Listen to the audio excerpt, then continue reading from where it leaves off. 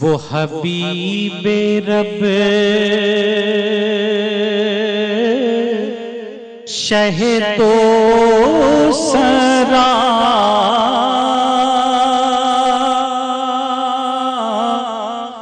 وہ شعور و فکر کی آگہی،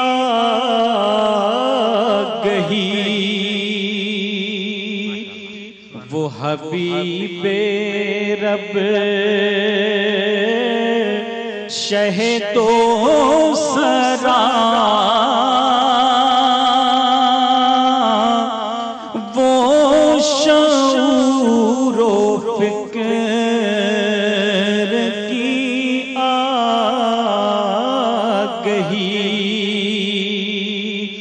وہی نور حق وہی شمع میں جان، وہی کائنات کی روشنی، وہی کائنات کی روشنی،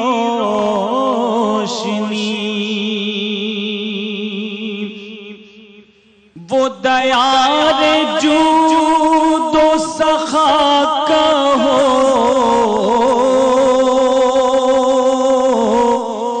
وہ مدینہ شہر وفا کا ہو، تمہیں کیا بتاؤں کہ اس جگہ جو کہی ہے میں نے سنی گئی، تمہیں کیا بتاؤں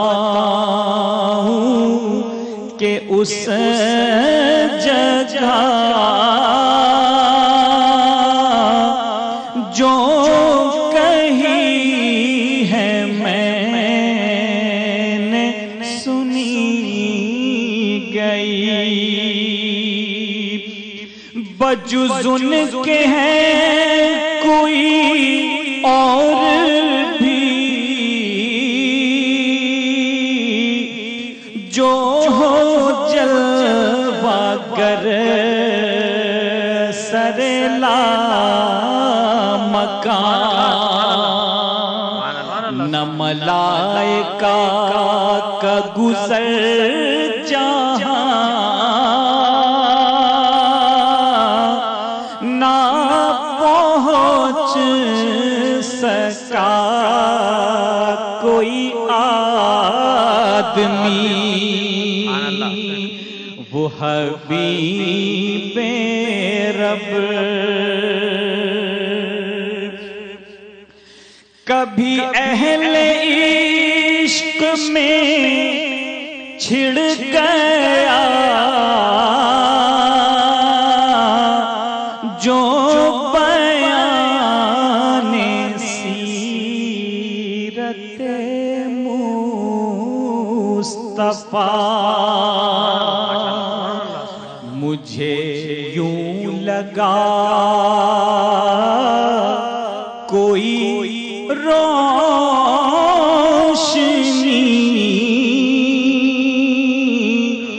میرے قلب و جان میں اتر گئی، میرے قلب و جان میں اتر گئی، جو لگائی میں نے کبھی صدا تو ضرورتوں سے سوا ملا، میں گدا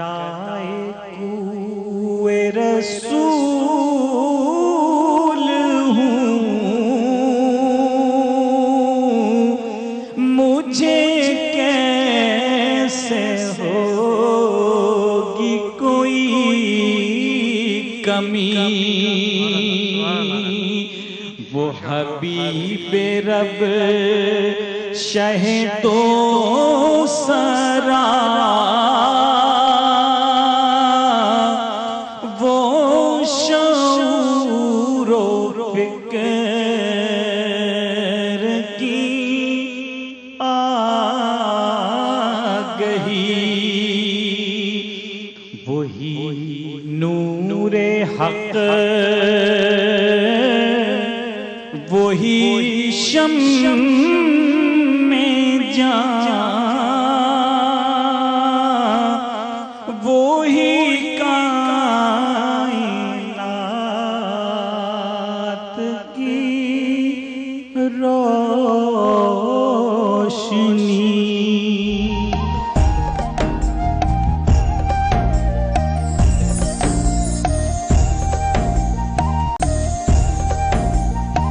گفتگو کو تھوڑا سا آگے بڑھاتے ہیں اور کچھ آیت مبارکہ سورۃ الانعام، سو تمہارے پاس تمہارے پروردگار کی طرف سے کھلی دلیل اور رحمت آ چکی، سو اللہ پاک اس کو قرآن پاک کو کھلی دلیل جو ہے وہ کہہ رہے ہیں۔ اور سورۃ النحل میں اے نبی صلی اللہ علیہ وآلہ وسلم، ہم نے تجھ پر جو کتاب اتاری ہے جس میں ہر شے کا بیان اور مسلمانوں کے لیے ہدایت اور رحمت اور بشارت ہے، اور پھر اللہ سے ڈرنے والوں کے دلوں پہ اثر سورۃ الزمر میں بیان ہوتا ہے۔ اللہ نے سب سے اچھی بات اتاری ہے، یعنی یکساں کتاب، دہرائی جانے والی، اس سے ان لوگوں کے رونگٹے کھڑے ہو جاتے ہیں جو اپنے پروردگار سے ڈرتے ہیں، پھر اللہ کے ذکر کے لیے ان کی کھالیں اور دل نرم پڑ جاتے ہیں۔ یہ اللہ کی ہدایت ہے، جسے وہ چاہتا ہے یہ ہدایت دیتا ہے، اور جسے اللہ گمراہ کرے اسے کوئی ہدایت کرنے والا نہیں۔ اور سورہ بروج میں، بلکہ وہ تو قرآن بزرگ ہے، لوح محفوظ میں مندرج ہے۔ ڈاکٹر صاحب، یہ جو ہدایت، انسان پھر یہ دلیل تو دے سکتا ہے نا کہ مجھے تو ہدایت ہی نہیں ملی، میں نے تو بہت نماز پڑھی، میں نے تو بہت قرآن پاک پڑھا، لیکن مجھے ہدایت ہی نہیں ملی۔ اب جب مجھے ہدایت ہی نہیں ملی تو اس میں میرا کیا قصور ہے؟ نہیں، میں آپ سے عرض کروں کہ نماز خود بذات خود ہدایت ہے، اسے ہدایت ملی تبھی تو وہ چل کر نماز کی طرف آیا ہے، ٹھیک ہے، اللہ کے حضور رکوع و سجود کرنے کے لیے آیا ہے۔ اس لیے میں سمجھتا ہوں کہ قرآن مجید میں اہدینا الصراط المستقیم کا بہترین ترجمہ یہ ہے۔ یوں بھی کیا جاتا ہے کہ اللہ ہمیں سیدھی راستہ دکھا، لیکن ظاہر ہے وہ سیدھا راستہ دیکھا، اس نے وضو کیا، نماز پڑھا، نماز پڑھنے کے لیے آیا ہے، اور الحمدللہ رب العالمین الرحمن الرحیم مالک یوم الدین کہہ کر اب بھی سیدھا راستہ مانگ رہا ہے، سیدھا راستہ تو مل گیا ہے۔ لہٰذا یوں کہنا چاہیے اللہ ہمیں سیدھے راستے پر ہمیشہ چلا، آ تو میں گیا ہوں لیکن چلتے رہنے کی توفیق عطا فرما۔ لہٰذا میں سمجھتا ہوں ہدایت کی طرف تو آ گیا۔ اب بعض معاملات میں چونکہ ہم نے نماز، روزہ، زکوٰۃ، حج اور یہ سارے کے سارے ارکان اسلام ہی کو فقط ہم نے ہدایت سمجھ لیا ہے یا نظامی عبادت سمجھ لیا ہے، یاد رکھیے ہر قسم کی عائلی، ازدواجی، سیاسی، سماجی، معاشی، معاشرتی، اخلاقی، معاشیاتی ساری اقدار کو جب ہم اسلام کے قالب میں ڈھال لیں گے تب پھر انشاءاللہ ہمارا چلنا بھی عبادت، پھرنا بھی عبادت، بیٹھنا بھی عبادت، کھانا بھی عبادت، وہ کب ہوگا؟ ابھی یہ جو مسلسل کانفلکٹ میں جی رہے ہیں کہ ہم قرآن پڑھتے ہیں تو وہ ہمیں کہتا ہے سود نہ لو، ہم جاتے ہیں تو ہماری بینکنگ کا سارا نظام سود پر چلتا ہے، اور قرآن پاک سے اگر ہم دیکھتے ہیں تو انصاف کے تقاضے کچھ اور ہیں، سزائیں کچھ اور ہیں، یہاں پر ہم جاتے ہیں تو یہاں پہ ہمیں انصاف قوانین کچھ اور ہیں، سو لاز ان قرآن کچھ اور ہیں، اور قرآن ان لاز ڈز ناٹ ایگزسٹ۔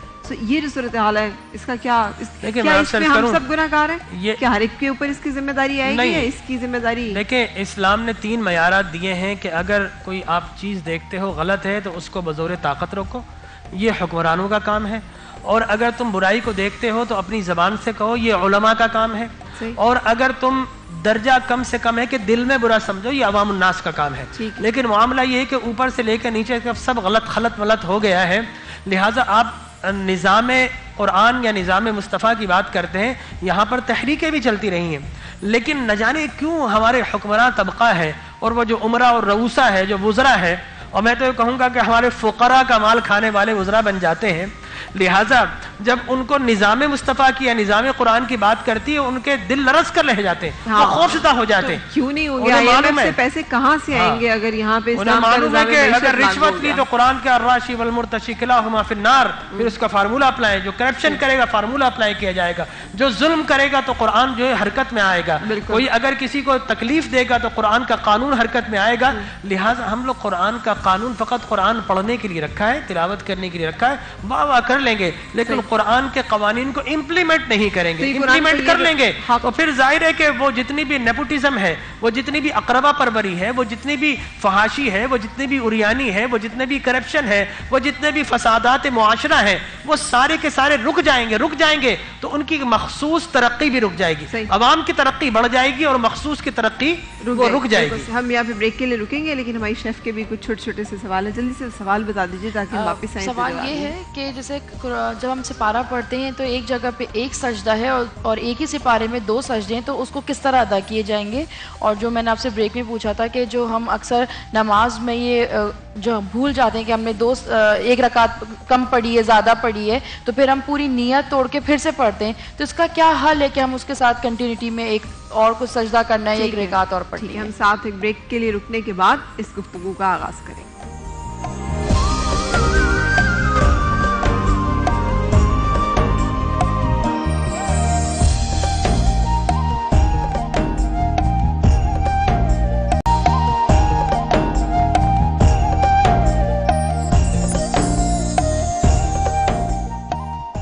نشا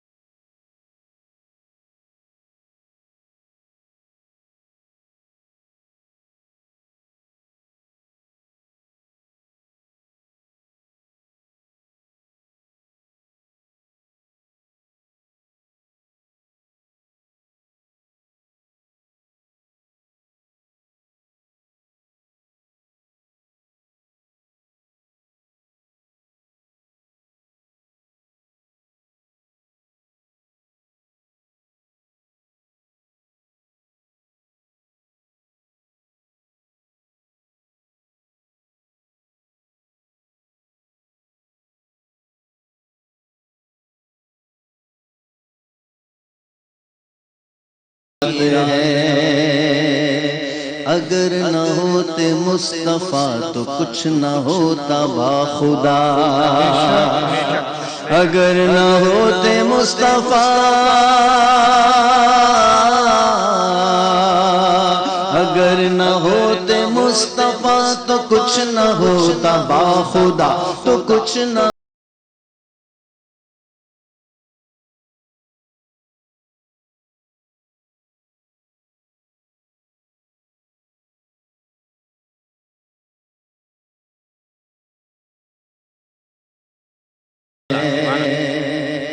بس ایک بار میں حسین کے لبوں کو چوم لوں.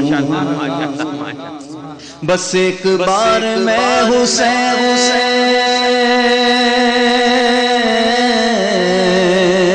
بس ایک بار میں حسین کے لبوں کو چوم لوں، ان لبوں کو چوم لوں. یہی ایک آرزو لیے ہوئے دل فرات ہے، یہی ایک آرزو لیے ہوئے دل فرات ہے.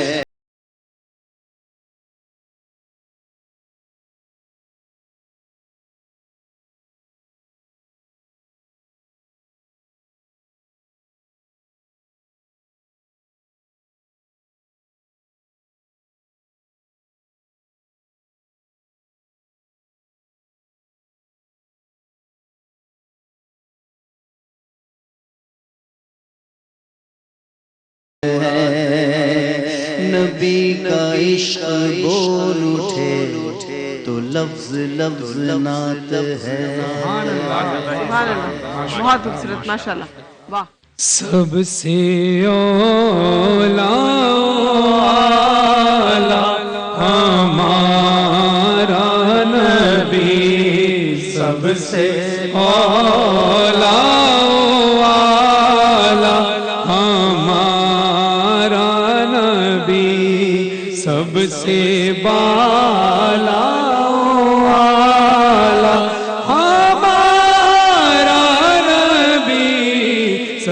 سے اولا آلہ ہمارا نبی.